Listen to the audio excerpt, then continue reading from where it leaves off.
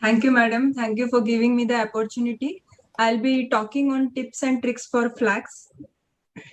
I don't have any financial interest in this system, but we have been using this system since last 3 years with great results.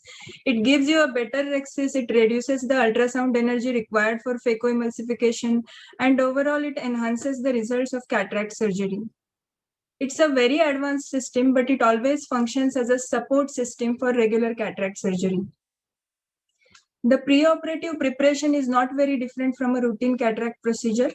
As you all know that femto causes pupillary constriction due to release of prostaglandins. So we start topical NSAIDs 3 days prior to surgery.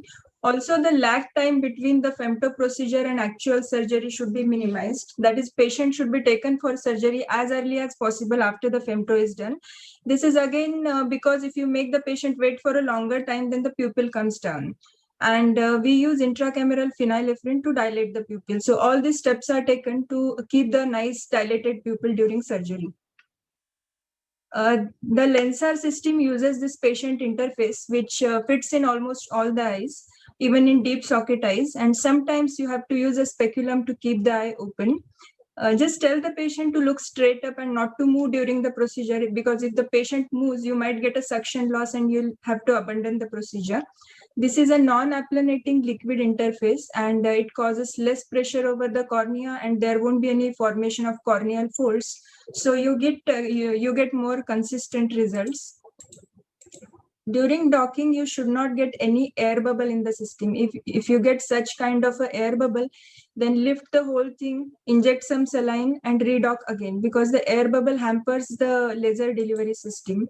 And after docking is complete, you get the Scheimpflug imaging of the anterior segment, where you come to know about the thickness of the length, the depth of the anterior chamber, any zonular dialysis. So you just look very carefully at the Scheimpflug imaging, and you get many clues in this phase. So in this picture, you can see the obvious lenticular tilt, and this was a traumatic cataract with subluxation. And while doing femto, we can see the large lenticular tilt, and this is the same eye under the operating microscope, which shows the large zonular dialysis, for which I am putting the CTR. So looking at the Scheimpflug imaging gives you pre-entry clues, and you just look very carefully while doing the femto. The clear corneal incisions are triplanar. We use this blunt-tipped spatula to open the incisions. Just go vertically down, open the incision, then reverse the spatula, and then dissect in the plane created by the laser, and just dimple down to into the anterior chamber, and just extend the incision. So these incisions are not possible if the patient has Arcus, and in these cases, you have to enter manually with the keratome. The eyeball has to be tight, so you can open these incisions just before making a side port, or make a side port, fill the anterior chamber with visco, and then open these incisions. The location of these incisions can be changed depending on the astigmatism the patient has and depending on the surgeon's preference. Limbal relaxing incisions also can be opened with the same blunt-tipped spatula. Just go vertically down to open these incisions. The globe has to be tightly filled with visco, or just at the beginning of surgery, or in the end before taking out the visco after implantation of the lens, you can open these incisions. It is advisable to put some viscoelastic over these incisions while opening, just to prevent some epithelial damage caused by the blunt-tipped spatula. So these incisions can be single or paired depending on the astigmatism the patient has. The machine uses Woodcock's nomogram to determine the site of the incision, length of the incision, and they all are uniform incisions which are placed at a depth of 85 to 90%. So they give more consistent results compared to our manual LRIs.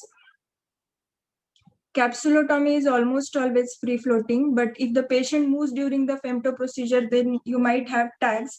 So you just go with a Rexis forceps in a visco-filled chamber, pinch in the center, just move the capsulotomy a little bit to and fro, and gently pull it out. You may find sometimes, very rarely, you may find some microadhesions, and in those cases, you have to make the Rexis manually with the forceps. The size of the capsulotomy can be adjusted automatically depending on the pupillary size. So if the pupil is small, the machine automatically makes a smaller capsulotomy. But the distance between the rhexis margin and the capsulotomy margin is never less than 0.5 millimeters. Hydrodissection should be very gentle in these cases. Inject very little fluid under the capsule and just tap over the center.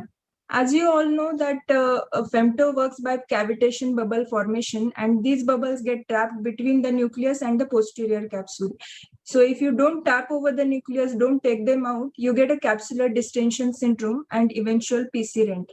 So it is very necessary to remove these air bubbles, take them to the surface before proceeding for nucleus fragmentation. Nucleus fragmentation is easier in these cases compared to regular phacoemulsification because you have all the chopped nucleus and softened nucleus. Just remove the superficial cortex, identify the primary meridian of the chop, embed with the phaco probe and separate with the chopper.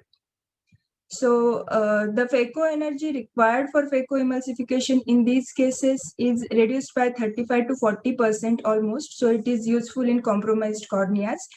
And the machine has automated nucleus grading and fragmentation pattern selection feature. So the machine gives according to the density of the cataract, the machine selects the pattern. So this is very useful in compromised cornea. Sometimes you get a large epinuclear plate. This is because you keep an offset of around 500 to 1000 microns between the nucleus and the posterior capsule. The cortex aspiration is little bit tricky in these cases. This is because the machine cuts the cortex along with the capsule. So in normal cataract surgery, you have wedges of the cortex. You just engage them and pull them to the center for removing.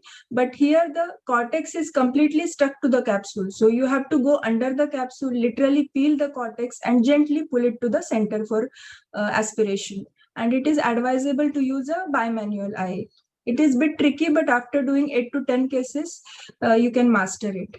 So the take-home message is you need a well-centered docking and there shouldn't be any air bubbles in the assembly because air bubbles cause disturbance in the laser delivery system.